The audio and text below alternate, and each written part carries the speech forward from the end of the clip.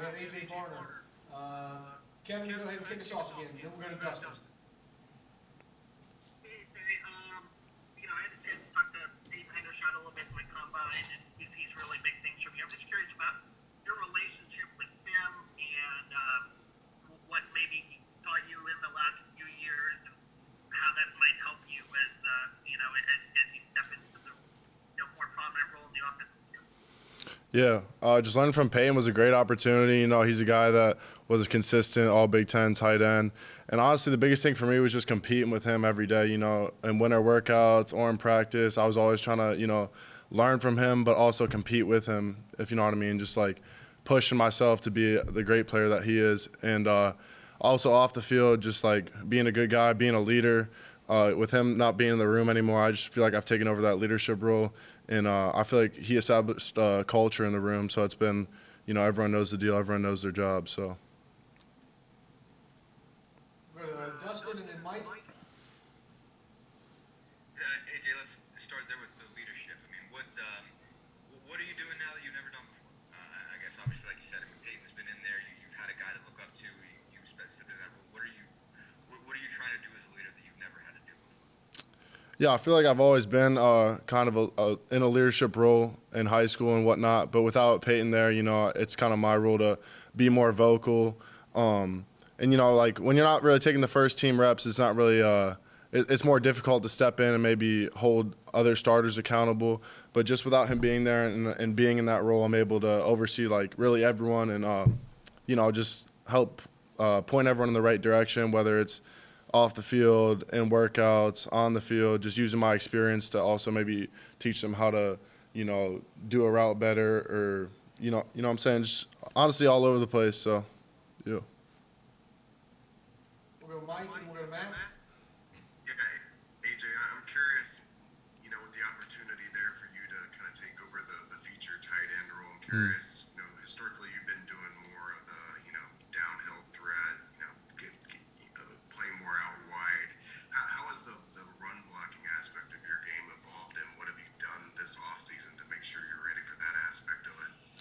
Yeah, for sure. I would just say, honestly, I just feel like I've matured more so in the run game, just in the off season, getting in the weight room, training my legs, just being able to move bodies in there, and footwork, honestly, too, just being able to take the right footwork.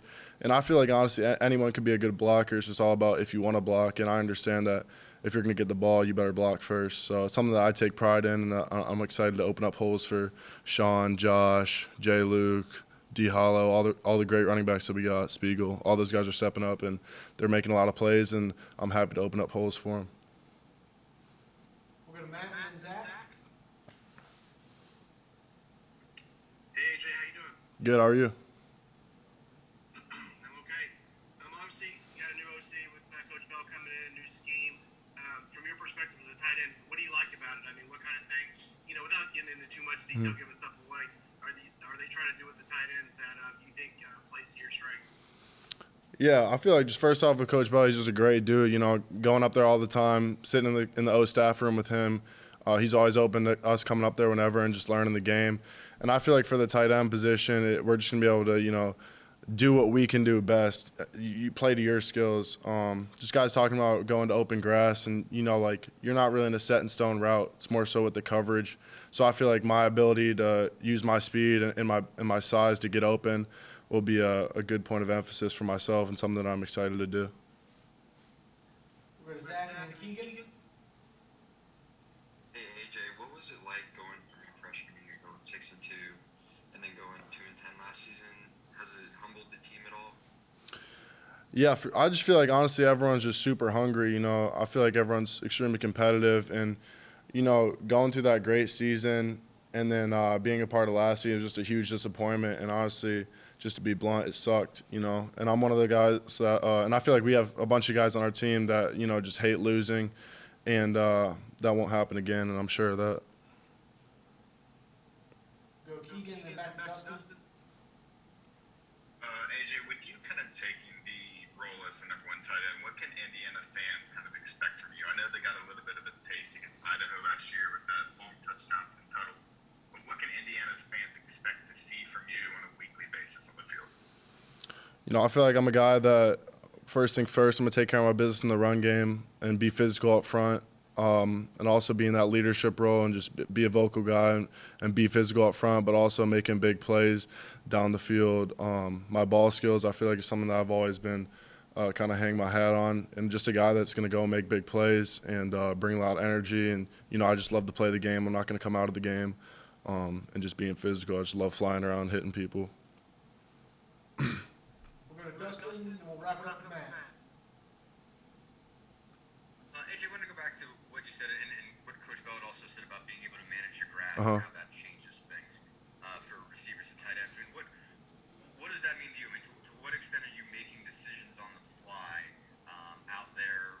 How do you manage to do that and sort of communicate and coordinate with quarterbacks so they have some sense of what you're going to do? For sure. Basically, how does that whole scheme and concept work?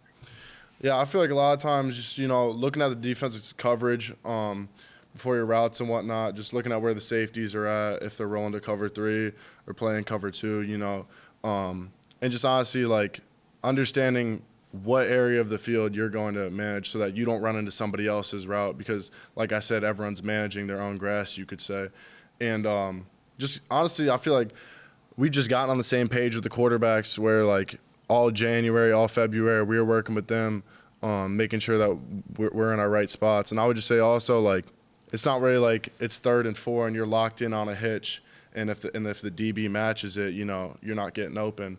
Whereas with the new offense, I feel like you can make a play out of whatever the defense is doing. They have to defend us.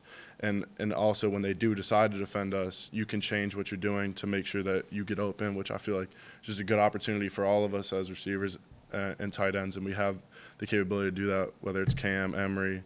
We have a bunch of guys that can make plays. Matt, bring us home today. Excuse me, AJ, you're now the veteran guy in that room. You got Aaron and Brody and Ryan. Just what have you seen from those guys? I know they're all pretty young. Aaron's been there for a year, but just what do you see? What do you like from them as far as what they can bring to the tight end position? Yeah, I feel like everyone's just an extremely hard worker. Coach Ray has done a great job of just establishing, like, a culture in that room, just handle their business outside of the field. And then also, like, we're always getting together, going through plays and stuff. Steiny, he can make plays in the pass game, run blocks well. Bamba, also another great player. He's a Bloomington guy, cares a lot about the IU program. Dogstrap, another one in my class. He's been working really hard. And then the 2 freshmen, like you mentioned, Brody and Ryan, definitely guys that can make plays. And I just feel like taking them under my wing. They're both Ohio guys, and they're both learning well. And then also Trey Walker. He's one of those guys that's real physical in the run game, doing a great job. Barnes is also back too. Ryan's been around for Bjorson and P. Henny, so he knows all about the room also. And I just feel like collectively we have a bunch of guys that can go out and make plays. And also on special teams too, we understand how important that is. And, hopefully we have 3 guys on game day that are working in with the offense, but we plan to have 5, 6 guys rotating on special teams and, making game-changing plays for Coach Teagarden. So that's what we're going to do, and we're going to do it as a room together. Great. Thanks, AJ. Appreciate you guys. Thanks, everybody, for joining